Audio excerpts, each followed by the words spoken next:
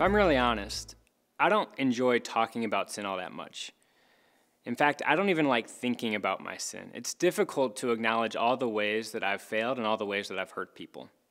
Nonetheless, Lent is a great time to reflect a little bit on our lives and the ways that we could improve.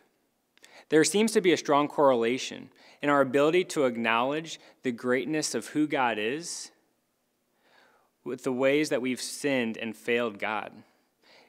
The good news of the gospel is only good news if we acknowledge that there's bad news. And the bad news is that we're all broken and we've all messed up.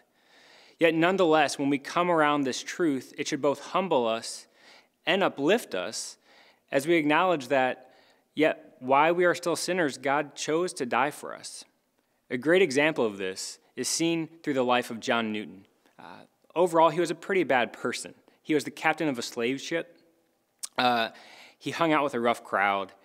Supposedly, he had the reputation that he could string together curse words that would make any sailor blush. He was insubordinate and arrogant and lived with moral abandon. And yet one night, he was on his ship and he found himself caught in the storm.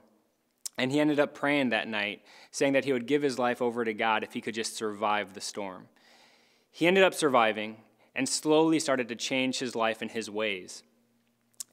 And then years later, reflecting back on his life, the things he's done wrong and the things that he did well, he wrote probably the most famous hymn ever, Amazing Grace, where he acknowledged that it was only God's amazing grace that saved a wretch like him.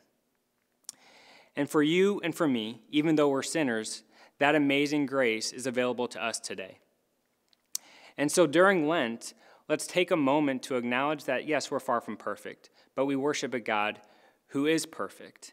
And even though our sins may be great, they will never be greater than the mercy of God.